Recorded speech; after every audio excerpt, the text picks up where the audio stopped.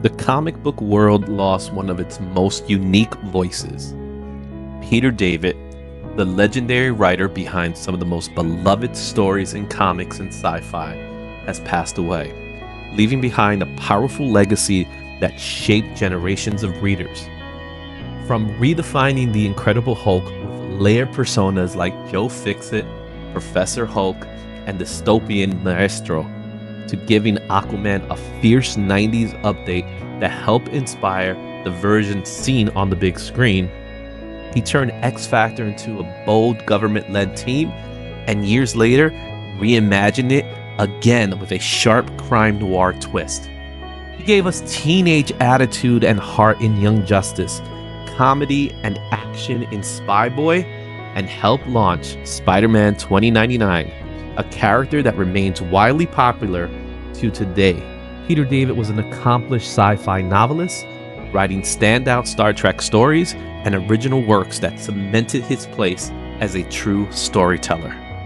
We're looking back at some of his most important comic books, checking where they stand in the market today, and what's the CGC census shows. This is more than a tribute. It's a celebration of the incredible legacy of Peter David.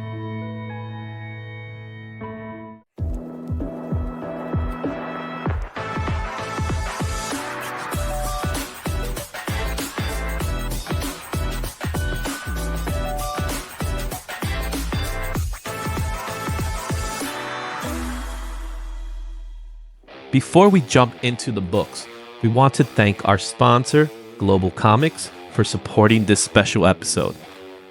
Global Comics is a great platform where you can explore and read some of Peter David's work, including Spy Boy and several of his Star Trek stories that showcase his skill as a sci-fi writer. Right now, you can save 33% off a yearly subscription by scanning the QR code on the screen or clicking the link in the description below. It's a great way to discover and revisit Peter David's storytelling legacy. Special thanks again to Global Comics for making this spotlight possible.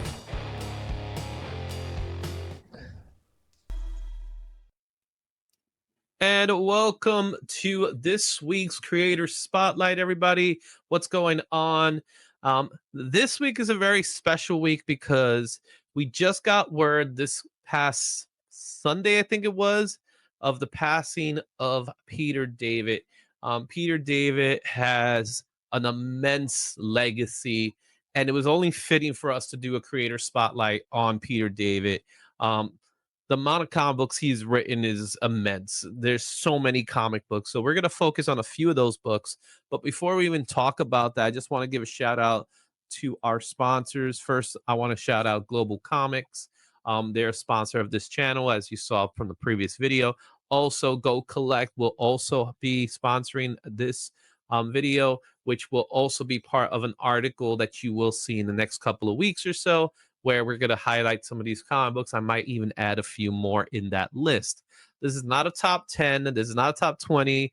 All this is talking about some of the most important comic books that Peter David has written, has been a part of. So we're not going to be looking at major keys or anything like that, even though there is one that we will talk about for a few minutes, I'm sure. And there's some other keys that we will mention as well as him being a part of it.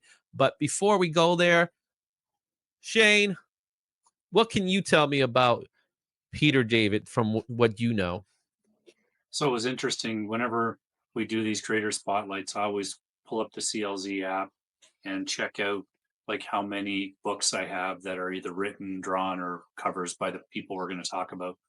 So I did that for Peter David, and I had 195 different books written by him, which is quite a few, really. And when I was scrolling through them, I'm like, oh man, I remember that one. I remember that one. And, the frog and the toad and, Amazing Spider Man. And there's so many just fun covers that remind me of the story. Mm-hmm. And I think that's what's really cool about his writing is that I can look at the cover of these books that were from 1980, whatever, and kind of remember like the storyline of them. So I think that's pretty cool. Yeah, I remember Peter David really for his work on the Hulk, because that's what he's known for. So we often put, writers, and we attach them to certain characters or teams. When you think of the X-Men, you immediately think of Chris Claremont, right? When you think of Spider-Man, you think of Stan Lee, John Romita, Tom McFarlane sometimes comes to mind as well when it comes to those characters. But when it comes to Peter David, it's all about the Hulk. This is the man who gave us the Hulk we know and love. We've seen glimpses of that Hulk in the MCU, but more importantly, Peter David's done so much more than just the Hulk. He's done some stuff, Spider-Man 2099. It started with him. So he created Spider-Man 2099. He was the guy that made Aquaman cool. He was the first guy I could think of that made Aquaman cool. He cut off his arm and gave him a hook for an arm. And he made Aquaman a really cool character. There's some other characters he had a big part of. Supergirl is another character I think of. I think of X Factor, the second iteration of X Factor. And it was all Peter David. Also, he was a novelist as well. He's written books for Star Trek. He was a big Trekkie guy. And, he will be missed. So let's go ahead and go over a brief biography of Peter David. Peter David was a beloved and prolific comic book writer and novelist whose career spanned over 4 decades. I'm going to say 5 now. Best known for his landmark runs on The Incredible Hulk, X Factor, Spider-Man 2099, Aquaman, Supergirl, and Young Justice, David brought depth, humor, and heart to every story he touched. His sharp dialogue and character driven storytelling earned him a loyal following and multiple industry awards. Beyond comics, he also wrote numerous novels, including Star Trek tie ins and original works. Peter David's influence on modern comics is lasting, and with many of his characters and storylines still resonating with fans today, his voice will be deeply missed in the comic book community. Rest in peace, Mr. Peter David. I had the luxury of meeting Peter David several times during conventions. Oh, that's cool. And one of the things that always struck from me about him was his honesty about comic books, how he felt about certain characters. He was not a huge fan of Spawn. I'll tell you that much. But for good reasons. As a writer, he wasn't a fan of it. I think he respects Tom McFarlane. He even worked with Tom McFarlane. We'll talk about that a little later. But I remember he would say things like, "How could he be walking in the shadows where he's full of chains? Like, how could he keep that silent? How is that possible?" Things like that. And then one of the things we talked about in one of the conventions I was in was the renumbering system. And he came up with the concept of, you know what, they should just make it like an annual thing, like every year they just restart it. So it's like 1989 or 1990. So he didn't care so much about legacy numbers as much as everybody else does, but he understood why they were doing what they've been doing. So that's part of his legacy. What can you tell me you can remember about Peter David from what you know or read? So it's interesting, just like always with these videos, I'm gonna learn as much as probably people that are watching, which is great. Like for me, like I said, I'll go into my CLZ and what I do is scroll through. And at first, just like all of us when we're reading comics, at least for me anyway, I paid more attention to the title than who was writing it or whatever. Like I liked certain characters Mhm. and but when I look through the covers that I have that are the ones that he wrote, like the books he wrote, Mhm. then I can remember back to like where I was when I bought that book and what I thought when I read it and all of that stuff. So it's really cool to do that. Yeah. Are you ready to go into some comics? Yeah, for sure. Let's take a look at some of the legacy that Peter David left behind. Again, this is not a countdown. This is not a top 20 list or anything like that. These are just books that I figured were important books in Peter David's legacy. So you're not going to have huge bangers, but each one of them is very important. Starting with the first. Now, he did do stuff with Marvel Age, but we're not going to count Marvel Age because they're not typically traditional comic books. However, the first written comic book was Peter Parker's Spectacular Spider-Man 103. This came out in 1985 from Marvel Comics. Has a high sell of $70 at 9.2, and that was in September of 2023. The last sale of this book was $3 near mint. Raws are going for $6 at a fine, 90 $31 at a 9.6. There's currently only 44 copies in the census, and this is his first published comic book work for Marvel Comics. What a way to start. Set Yeah. Spider-Man on fire. Oh, yeah. And this is a really underrated run, especially if you're a Peter David fan. You can This is a run that I would highly suggest people go pick up because it's got some great stuff in it. Mhm. I remember looking at this book a while ago, talking about it, saying, man, this is deep. Not knowing it was Peter David's first book. If I knew it was David's first book, I would have taken this in a heartbeat, right? But Yeah. it's interesting how he wrote Spider-Man. He was very witty in his writing, and Spider-Man's like a perfect character for him to write. So he did write Spider-Man. He actually got a chance to write Spider-Man during the Black Costume run, which I think gave him some more depth than he would have if it was just a traditional red and blue tights, because Spider-Man was getting darker. Yeah.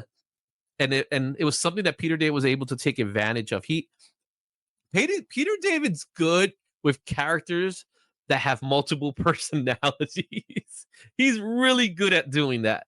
And the fact that this is the first is pretty interesting. And again, this is the whole hope of a show like this is to get you guys out there, hunt for these books that are fairly inexpensive. Come on, man. $3 at a near mint, that's cover price today. So it's worth picking up. All right, Yeah. let's take a look at our next book, because the next book is also Spider-Man, but it's Web of Spider-Man issue number 7 that came out in 1985 from Marvel Comics.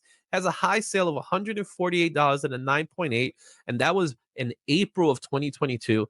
The last sale of this book was $3, which is also the fair market value of this book. The 9.8 fair market value is $59, and there's currently 187 copies in the census.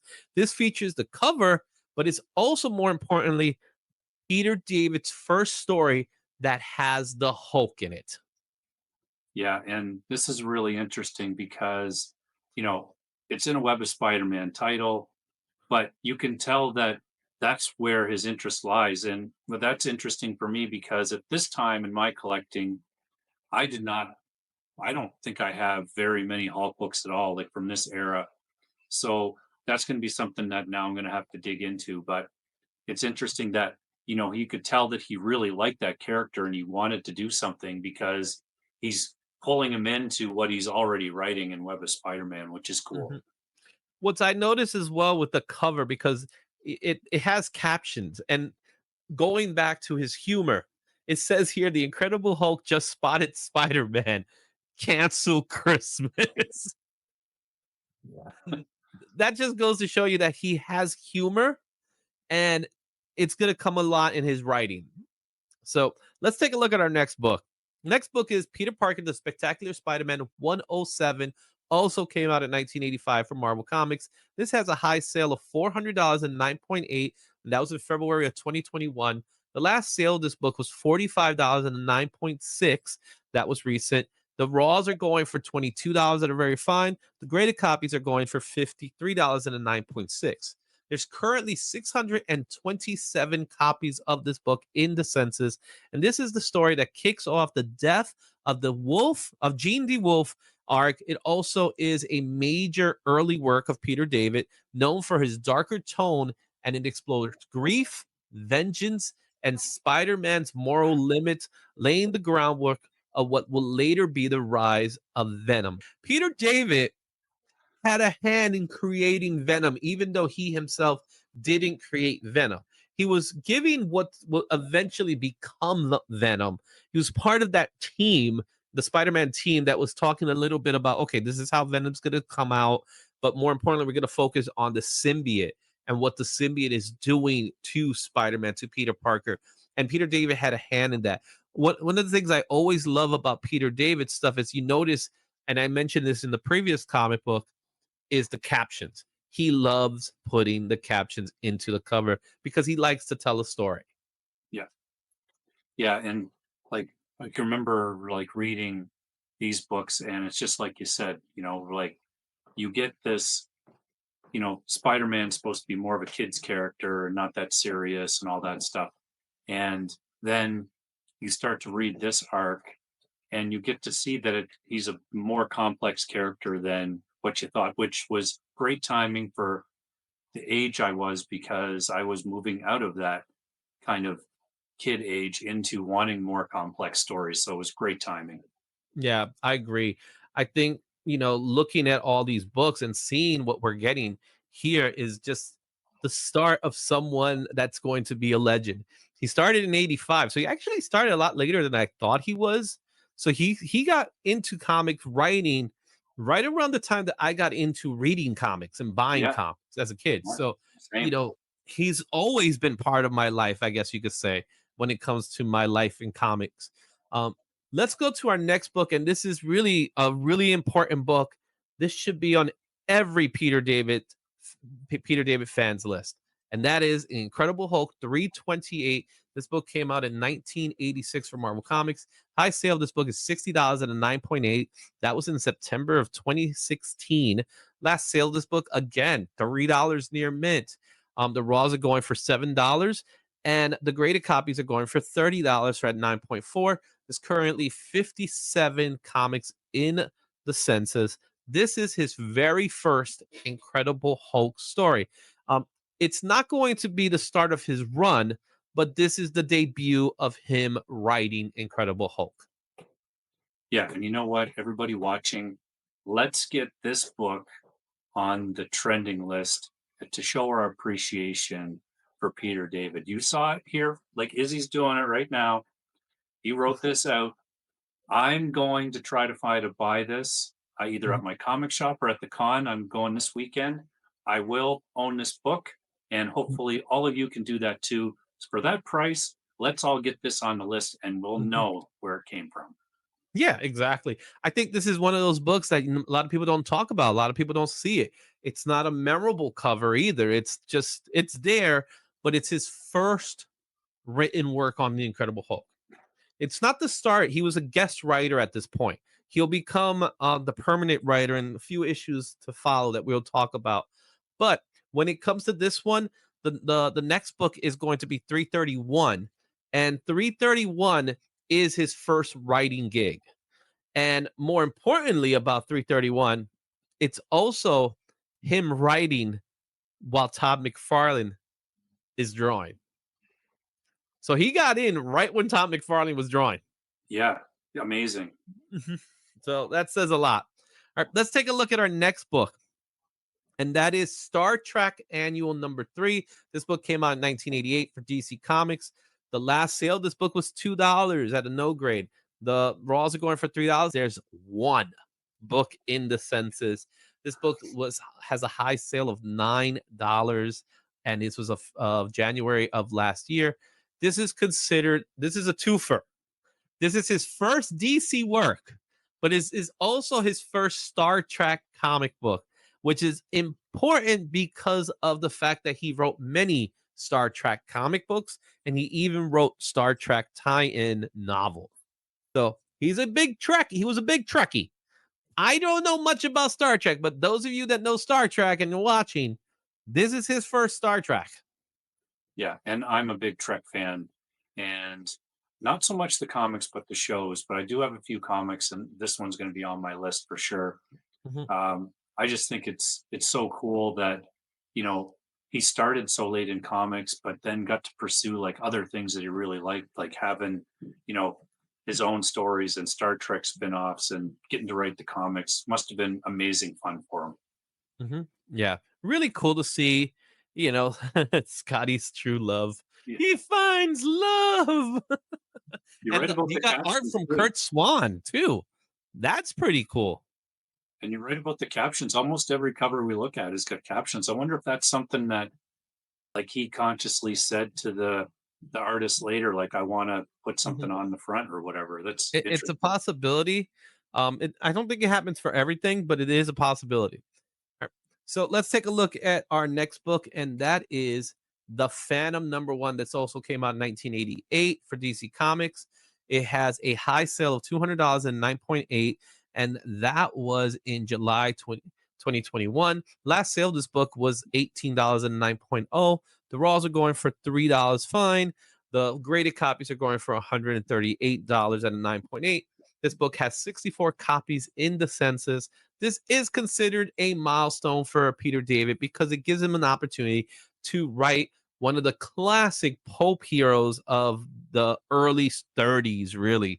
And it allows him to stretch his muscles and really gives us something outside of Marvel and DC. What's more important for you guys to know, I picked up this book last week, not even knowing that. So I was like, oh, let me just pick up a Phantom comic book. And there you have it. I picked up Peter David's Phantom, which is one of his very early DC comics. That's awesome. And I just want to know who paid $200 for a 9.8 of this. I mean, It was back in sounds cool. 2021. That was the boom. Yeah. Even lesser books were getting, Yeah. were getting love. But it was the Phantom in DC Comics. It's so funny because the Phantom is not a DC character. He is outside of the scope of DC. In fact, now I think it's with I want to say it's with Mad Cave now. Am I right? Mad Cave's doing the comic books for the Phantom now. Yeah, I think so. I'm not 100% Yeah, sure. with Flash Gordon. Yeah, it's Mad Cave. Yeah. They're doing it. But I have a Funko Pop poster. And in the Funko Pop poster, there are tiny superheroes. I have a Marvel one and I have a DC one. In the DC one, there's a Phantom in there. Oh, And I was like, why is a Phantom in the DC Funko Pop poster? But really cool to see that he was able to write the Phantom. Really great. All right. Our next book is considered a key. And it's a key because it is a character that Peter David morphed. All right. Because it's not a first appearance of a character, but it is the first rendition and really where we got Mr. Joe Fixit. And that's Incredible Hulk 347. This came out in 1988 for Marvel Comics. High sale of this book is $435 at a 9.8. That was in March of 2022. The last sale of this book was $14 at a very fine. That is also the fair market value. Actually, the fair market value is $19 at a very fine. 9.8s are going for $75. There are currently 541 copies in the census. As I mentioned to you before, Peter David has a tendency he likes to write characters with multiple personalities. And he created a personality in Mr. Joe Fixit. So when Peter David took on the Incredible Hulk, he was already gray. But it wasn't until 347 that we finally get Joe Fixit, which is, the gray skin Hulk that had an attitude. He was a bouncer in Vegas. It was really cool how he was able to do this. And this is not the first time that he's going to play around, or this ain't the last time. I'm saying this ain't the last time he's going to play around with Hulk's personality. So what can you talk to me about Joe Fixit? So I was just looking because I wanted to get the year right. And it's amazing that because Joe Fixit, there was a series that came out that he wrote that came out in 2023. Like, look at how much time passed between that. So you can tell that he wants to revisit this stuff and he really enjoys doing it. And I don't know much about his first appearance, but I love that miniseries. I thought it was really well written. And you're exactly right. He did the multiple personality thing so well in that book. And it was just a great read. And probably not a lot of people, I don't think, bought that book, but it's something that everybody should pick up. Yeah. It's now, obviously it's too late now, but I would have loved to see him do a Moon Knight. I Yeah. think a Moon Knight would have been so good if he did one like that. You know what I'm saying? Yeah, that would be really unfortunately, we're never going to get that. But we got Joe Fixit, so I'm happy with that. All right, Yeah. let's go back to DC and let's go to Action Comics 608. This came out in 1988 for DC Comics. High sale of this book is, believe it or not, $32 and a 9.8. That was in April of 2024. Last sale of this book was $3 at a very fine, which is also the fair market value for this book. $32 is fair market value for this book. There's only 5 copies in the census, and this is his first proper DC Universe comic book, which features a Green Lantern backup story that he wrote. But it also serves as his opportunity jumping in, working on other characters within the DC Universe. But his first character that he worked on was Green Lantern. Yeah, it's pretty cool. And again, like now that I'm older, I like to think about the, the back end of stuff like the contracts and like how it came to be that he, went over to DC. Did like he just call them and say, hey, is he a big enough writer at that point where he can just call and go, hey, yeah, I wouldn't mind doing something with you guys. It's that stuff is interesting to me. Yeah, at that time there wasn't no exclusivities. So writers and artists as well, more so writers than artists, because artists, could only really do as much as they possibly can. Where writers can write multiple items, you know what I mean? Yeah. So he was able to write for DC while he's still writing for Marvel and back and forth. So that's something that a lot of people do. Today it's a little different. It still exists, but there are a lot more exclusivity when it comes to writing these days. For example, maybe somebody is exclusive to Marvel writing, but they could do indie work, Yeah. but they can't do work for DC, and that's part of their contract. At this time, that didn't exist like that. So the whole contract thing didn't exist until pretty much the 90s. Obviously, when the Image guys took over and they kind of bounced, they Yeah. started working on those exclusivities. So We're bouncing. they just bounced and we're out. But the writers stood. They weren't going anywhere. All right. Talking about bouncing, let's go with back to Marvel with What the issue number 3 that came out also in 1988 from Marvel Comics. This has a high sale of $81 and a 9.8, and that was in May of 2023. Last sale of this book was $4, which is also the fair market value of this book, and it's $80 at a 9.8. There's currently 25 copies in the census. This is Peter David's take on comedy. Now, he did Spider-Man, so he was doing some comedic stuff. But in this series, he was allowed to really go all out. And one of the things Peter David did in his writing is that he was always trying to bring out the humor. This is one of those books that we've covered this book numerous times. This also features some art from Todd McFarlane. So when we talked about Todd McFarlane, we were talking about this book.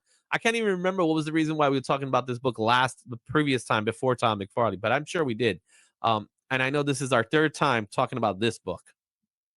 Yeah, I mean, how many more times do we have to talk about it before I go buy it? Well, I'm shocked you don't have a copy of it yet. I'm gonna find one this weekend coming up.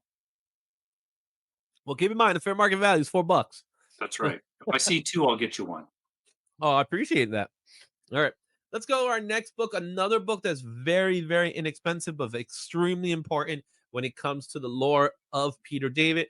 And that is the Atlantis Chronicles #1. This came out in 1990 for DC Comics. Believe it or not, the high sale of this book is only $11. And that was in 2021. This book goes for about $5. It's a dollar bin book.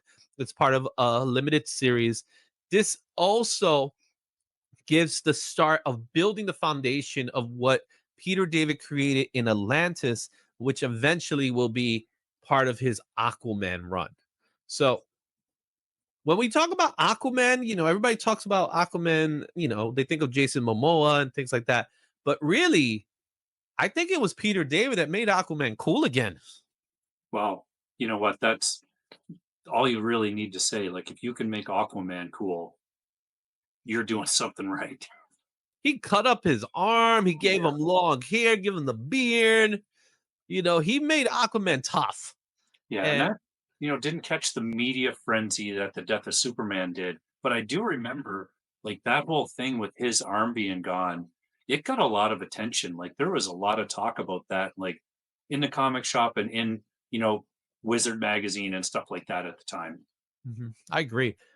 Now we're going to bounce back to Marvel, but this time we're going to talk about a very, very important book, an Incredible Hulk 377 that came out in 1990 for Marvel Comics. High sale. This book is $428 and 9.2. That was in April of 2022. Last sale, this book was $18 at a no grade. However, the raws are going for about $16 near mint, and the graded copies are going for $106 and 9.8. This one does have a higher census count because it has 3,261 copies in the census, and for good reason. This is the book that gave us the most important Hulk, I would say, outside of the original. This gave us what we call Professor Hulk. And what was important about Professor Hulk is that he had the mind of Bruce Banner, he had the attitude of Joe Fixit, but he had the strength of the Green Goliath. He took all three elements of what made each Hulk important and combined them to create this version. And it was a slow burn, but it happened. And this Hulk was really the Hulk we have today in the MCU is kind of Professor Hulk, even though it's missing the attitude of Joe Fixit. Yeah, yeah, for sure. I was just going to say that, and it's interesting because my way of knowing Professor Hulk was through Secret Wars, which even though Peter David didn't write any of that, those writers still took this concept that he did and pulled it into there. Like that whole issue where they're trapped underneath the mountain, like they're trying to play on all the parts of the aspect of Hulk's personality, and that comes right from Peter David's writing. Yeah. Yeah, this is one of those books that I remember in 1990. It was a big deal. Dale Ewing's artwork as well was amazing. It was like to me, he's one of the best Hulk artists out there. And it's just there's synergy between the two of them that when he was doing it, it was just so good. It was so much fun seeing it. And I just love this version of Hulk. He's my favorite Hulk. I Yeah. love how tough he is. I love how smart he is. Um, and Peter David, he's the one responsible for it. So thank you, Peter David, for that one. Yeah, for sure. Right now, Peter David is known for the Hulk, but another thing he's known for is for a mutant team. Now, it's not the X-Men that belongs to Chris Claremont, but he did take a book and he transformed it to a different thing, and that is X Factor.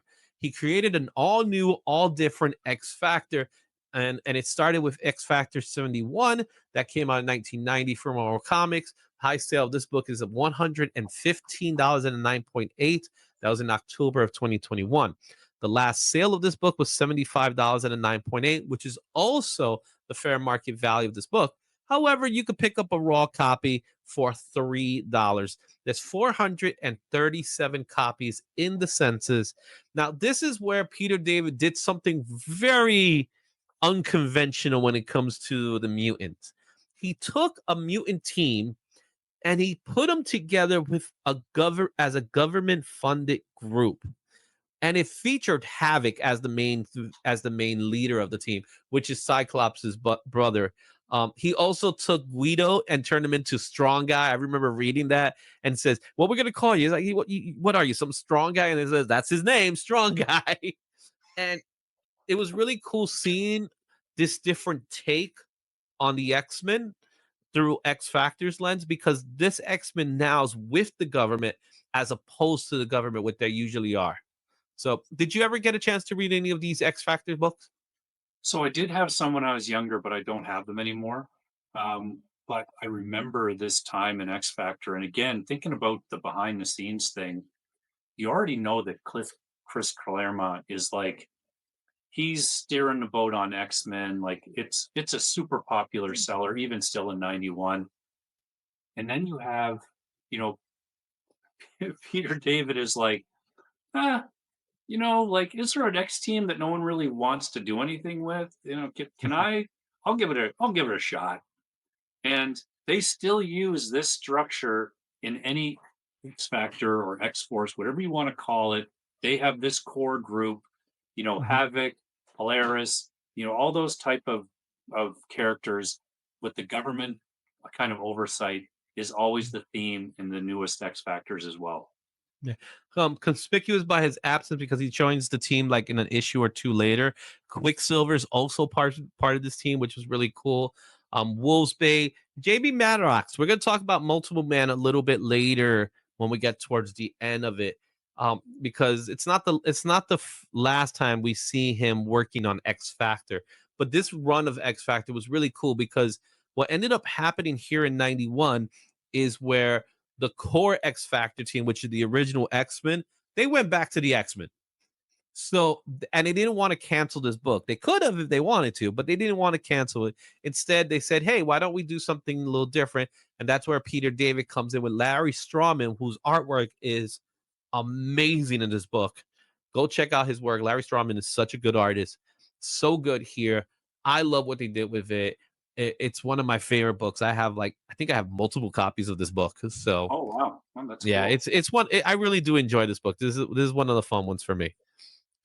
Let's go to another famous character. In fact, this may in fact be his greatest creation. Right? Because the Incredible Hulk is not his greatest creation because he didn't create it. He's notorious for the Incredible Hulk in the same way Chris Claremont is for the X-Men. But this character that we're about to talk about next was created by Peter David, and that is Spider-Man 2099. We're going to be looking at the first issue. We're not looking at the Amazing Spider-Man book, which is really a preview of this. So we wanted to focus on this one. Spider-Man 2099 #1. This came out in 1992 from Marvel Comics. Has a high sale of 3,550 at a 9.9. That was all the way back in March of 2021. The last sale of this book is $13 at a no grade. The raws are going for $6 because there's a lot of copies of this book. And the 9.8s are going for $101. This might be one of the most heavy. I think it actually is. This is his highest number count in the census with 11,715 copies. Peter David gave us a new take on Spider-Man with Miguel O'Hara, who is a geneticist from the Yeah, future, and this is where we got 2099 from. I just no, I just can't help myself from buying Spider-Man 2099 books, and that all comes from Peter David. Like, I love this run. I came into this run a little bit later. I had the original Spider-Man book and had the preview, but somehow I was missing this first issue. But I had a bunch of the other ones, and I really enjoyed reading them. Again, I love the writing, and you kind of get, you know, a little bit of a split personality thing. That's the overarching theme here, is because there's a bigger divide, I think, between, Spider-Man and Peter Parker. There's a bigger divide between Miguel O'Hara and his Spider-Man character. I just think that they come across a little bit different. And I loved it. Yeah, I just love the fact that 299 is getting the love he's getting right now. It is well deserved, and Peter David deserves all the credit for it, for creating this character with Rick Leonardi. Um, I'm happy to have a copy back there. I do have one sitting in CGC right now that's just waiting to be graded because, okay, of course, I want to have a better copy. I have a 9.6. I want a 9.9. So Good luck. fingers crossed. Maybe I get that 9.9. All right. Our next book is what I would say is a perfect blend of writing and artwork. And Peter David deserves so much credit, as well as his artist that was a huge part of it. And the book I'm referring to here is Incredible Hulk Future Imperfect. This is a two-part storyline that came out in 1992 from Marvel Comics. High sale of this book is $300 and 9.8, and that was in March of 2021. The last sale of this book was $70 and 9.8. $29 are the raws, while $90 are the 9.8. So the last sale was actually a pretty good deal.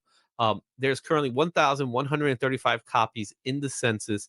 Future Imperfect is a beautiful take on a dystopian future where the Hulk becomes the villain in the story. And he becomes the villain known as Maestro. And there's this great piece of artwork by George Perez where you go into his trophy room and all you see is all the superheroes in some way, like a costume or Wolverine's skeleton or Captain America's shield, because Maestro, he took them all out. I love that. I haven't read this series or this two-part book, but I'll have to look for it for sure. Like I love the cover, and I love obviously love his story. So Mhm. Yeah. Maestro, that's how he looks, man. Just the fact that he made him bald. Like apparently the strongest there is, he can't keep to grow his hair. right, even gamma radiation can't save it. They even carry But Maestro's one of those characters that I think we're just waiting to see him happen. I think the day will come he will be a live action character, which will make this book highly sought after. My personal opinion, because Maestro is everything that the Hulk is. Banner doesn't want to become, and he Yeah, becomes this, and he becomes a dictator, becomes a ruler, but at the same time, he still has his consciousness, and that's where he's the most dangerous here. And I think Maestro is just one of those characters created by Peter David and George Perez, because you got to give George Perez credit for that too, um, for creating a perfect villain out of the Hulk in Maestro. So, right from there, we're going to go into what I consider to be his most emotional story. And this is Incredible Hulk 420 that came out in 1994 from Marvel Comics. This has a high sale of $79 and a 9.6, and that was in June of 2024. And that was actually a year ago when we look at it now. Last sale was $5 at a fine, which is also the fair market value. 9.8s are going for $57. There's currently 51 copies in the census. As I mentioned, this is his most, what I consider the most emotional story. And it features the story of Jim Wilson, a person who has AIDS. And this is during the height of the AIDS epidemic that was going on. And it just tells a heartfelt story.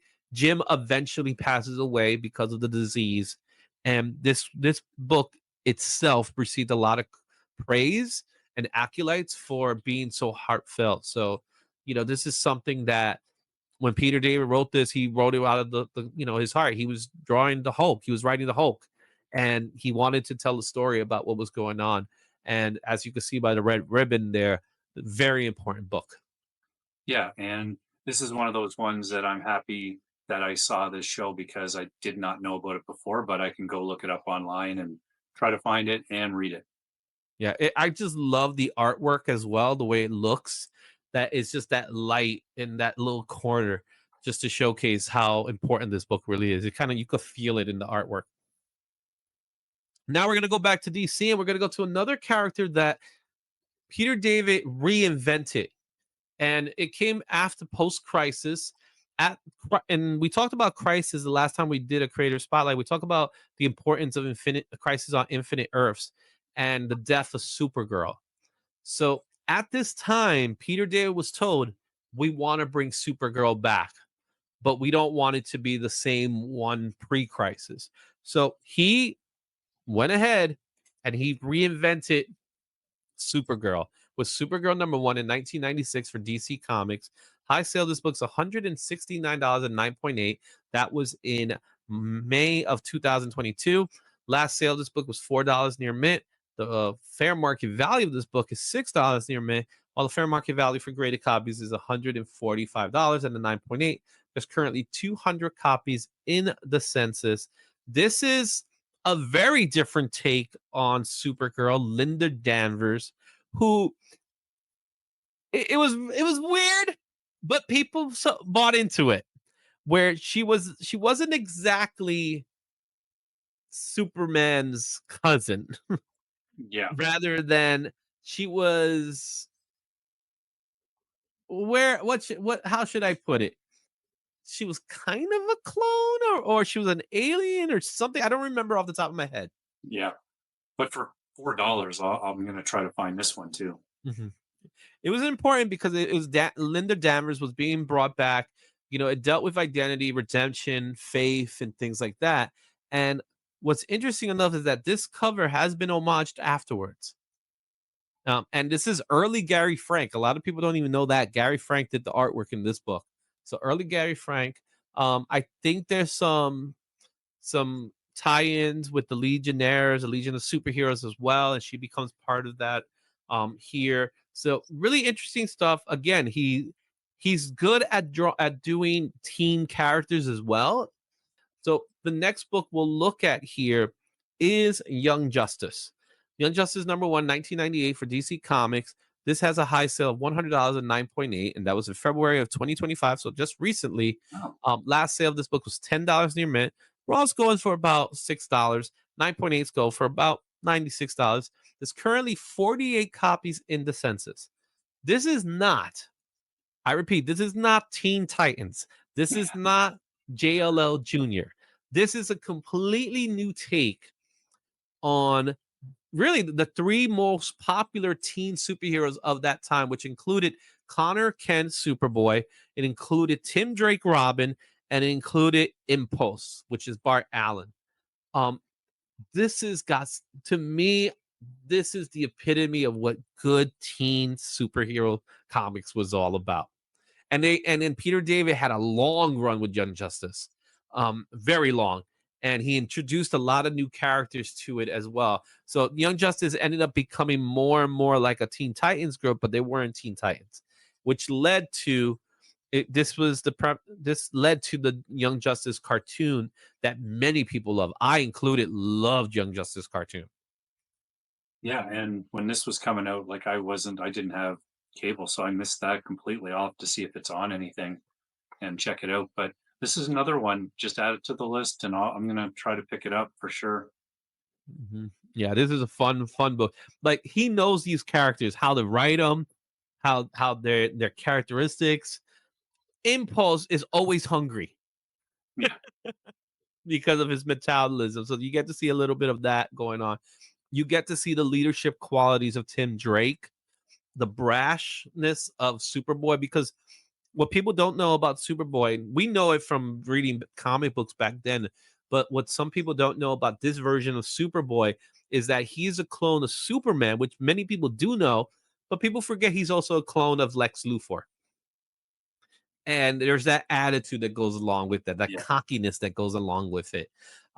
And Peter David knew how to write these characters. Like he really did know how to write these characters, giving them, a fresh take for each one of them.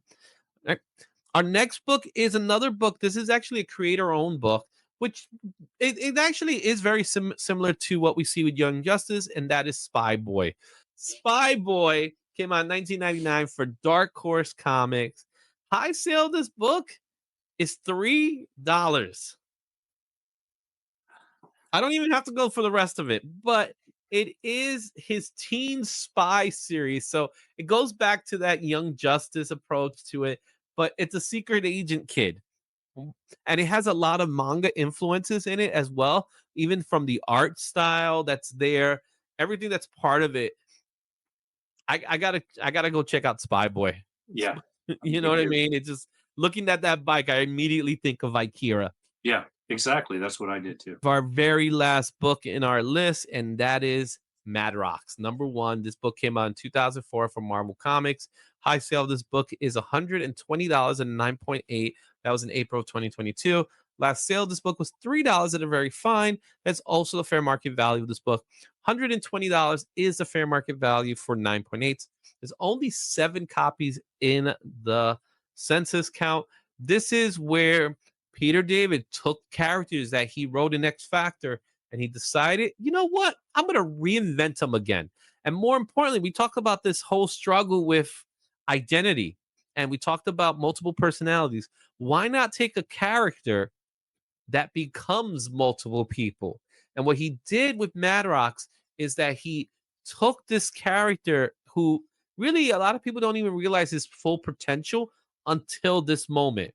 And each version becomes a different person. Each duplicate becomes a very different person. One could be a villain, one could be a hero, one could be, a scaredy cat. And he did that. But then to top it off, he also threw in a noir accent feature into it, where it becomes more of a crime noir, an investigation unit, which led to X Factor being redone.